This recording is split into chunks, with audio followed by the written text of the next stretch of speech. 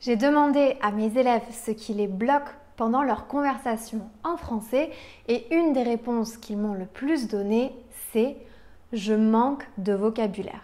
Si c'est ton cas aussi, alors regarde cette vidéo. Salut, salut, salut! Bienvenue dans un nouvel épisode de French Mornings. Si vous apprenez le français, vous êtes au bon endroit. Je suis Elisa et sur cette chaîne, je vous aide à améliorer votre français et à parler de façon plus naturelle. N'hésitez pas à vous abonner à la chaîne pour ne rater aucune vidéo.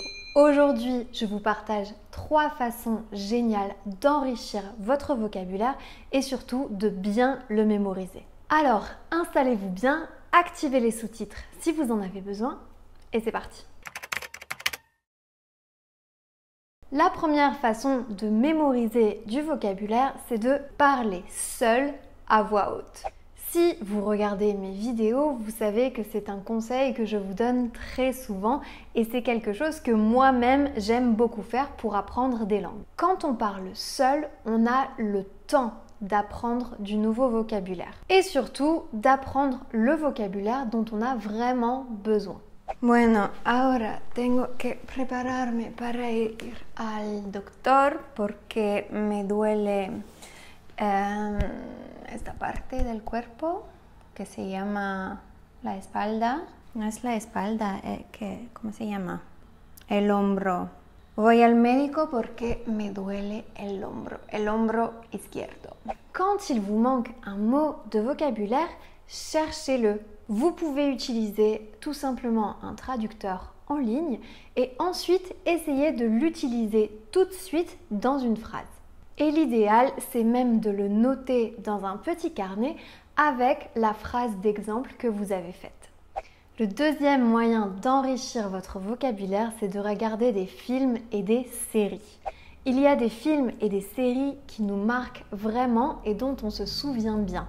Et personnellement, pour certains mots, je me souviens même dans quel film je les ai appris. Par exemple, en anglais, j'ai appris le mot Fairy Godmother, la marraine, la bonne fée, parce que j'ai regardé le film Shrek. J'ai aussi appris le mot ship, navire, parce que j'ai regardé Pirates des Caraïbes en anglais. Ce ne sont pas des mots qu'on utilise au quotidien, mais quand on regarde un film ou une série sur un thème spécifique, sur un sujet précis, alors on va enrichir son vocabulaire dans ce domaine-là. Depuis quelques mois d'ailleurs, j'utilise Lingopie qui est une plateforme géniale pour ça. Je les remercie d'être à nouveau le sponsor de cette vidéo et si vous ne connaissez pas Lingopie, écoutez bien parce que le concept est génial.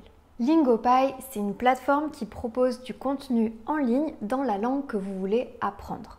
Vous allez y trouver des films, des séries, des documentaires, etc. Et toutes les semaines, il y a du contenu supplémentaire qui est ajouté. Mais ce qui est vraiment génial, c'est que vous avez beaucoup d'outils pour vous aider à apprendre du vocabulaire pendant que vous regardez des vidéos. Par exemple, si je regarde ce documentaire, je peux mettre les sous-titres dans 2 langues différentes et je peux cliquer sur les mots que je ne connais pas pour les ajouter à ma liste de vocabulaire. Et à la fin de la vidéo, j'ai les flashcards de tous les nouveaux mots que j'ai appris. Et ensuite, il y a même des petits exercices pour réviser tous ces mots. C'est vraiment un outil parfait pour apprendre du vocabulaire en contexte. Et il y a même une extension Lingopie pour Netflix qui vous permettra d'apprendre du vocabulaire en regardant vos films et séries préférés. Bref, Lingopie, c'est une plateforme très ludique. Moi, je l'utilise pour enrichir mon vocabulaire en espagnol et j'adore ça. Pour l'essayer, vous pouvez cliquer sur le lien en description et vous bénéficierez de 7 jours d'essai gratuit et même de 55% de réduction sur l'abonnement pendant 1 an. Ma troisième et dernière astuce, c'est d'écouter et de noter. Dès que vous en avez l'occasion, je vous conseille d'écouter au maximum et de noter les mots que vous entendez le plus souvent. C'est souvent des expressions ou des mots de liaison qui sont très utiles pour la conversation. Par exemple, quand j'apprenais l'italien, j'entendais tout le temps le mot comunque. Et en français, on pourrait traduire ça par au fait, quand même, ou bien de toute façon, selon la situation. Ou encore, quand j'étais au Maroc, j'entendais tout le temps le mot kulchi, qui veut dire tout.